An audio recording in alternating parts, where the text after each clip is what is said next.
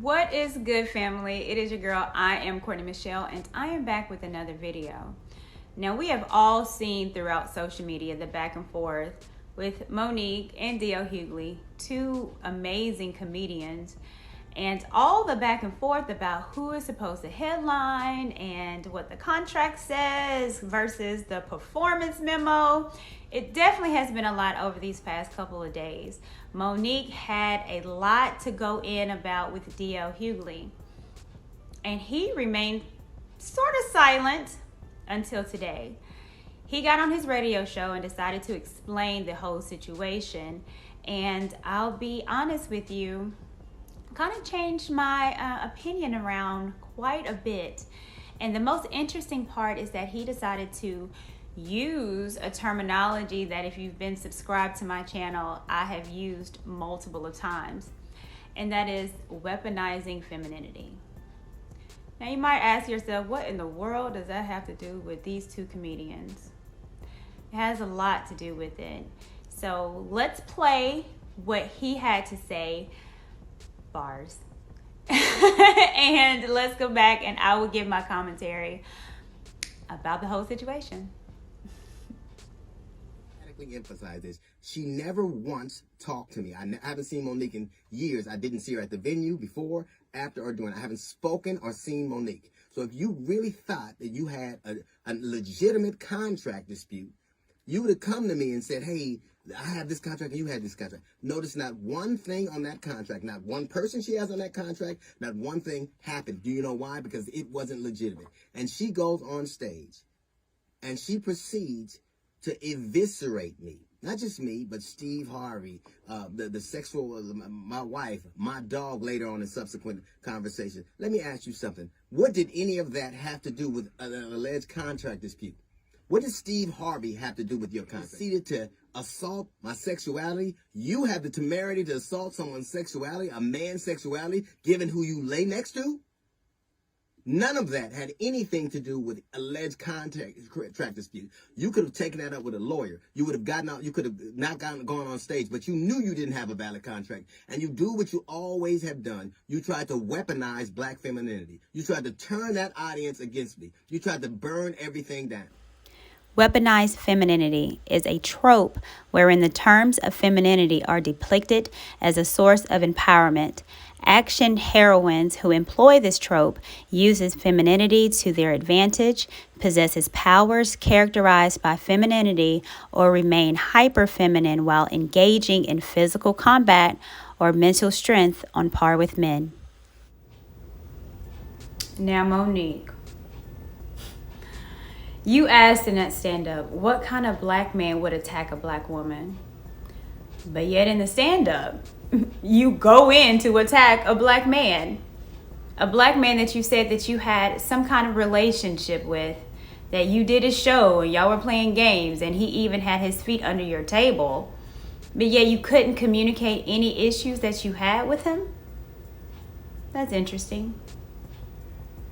You called that man a coward. You use his initials, DL, as to insinuate him being something other than a heterosexual man that has been married for almost 37 years. You attacked his wife, but yet you then go in to say that you don't bother anyone and you're not a bully.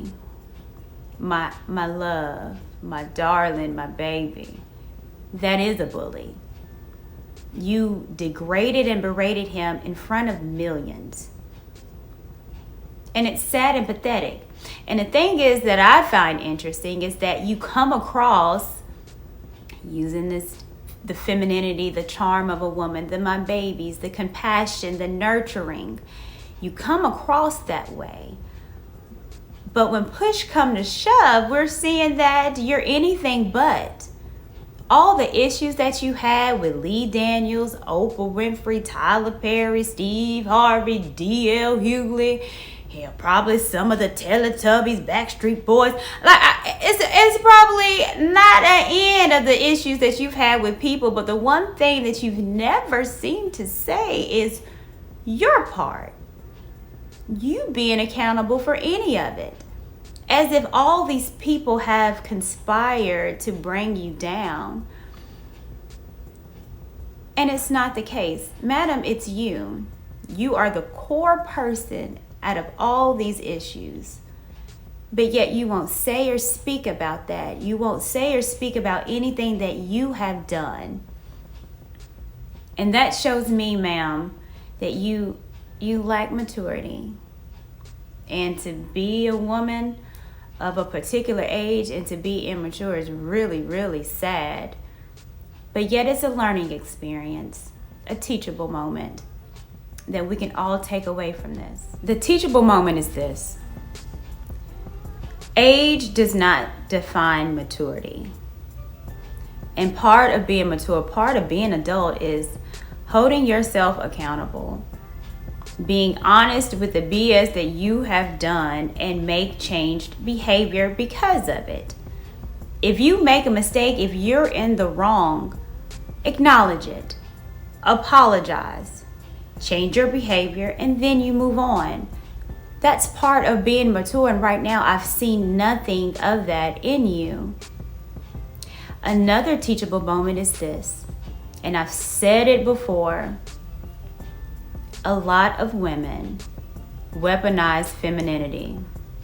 Now, we might not be the most ultra of feminine woman, but because we are a woman, we know that if we complain, a lot of people will take sympathy on that, will coddle us because of that.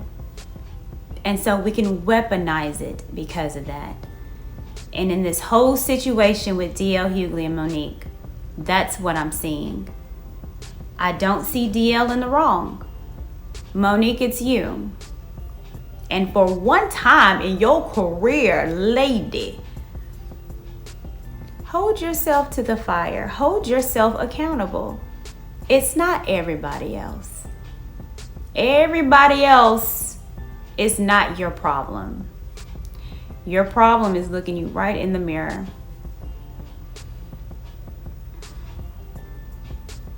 DL deserves an apology. And you need to give it to him. Oh, Monique, my darling, my baby, my love. Do better.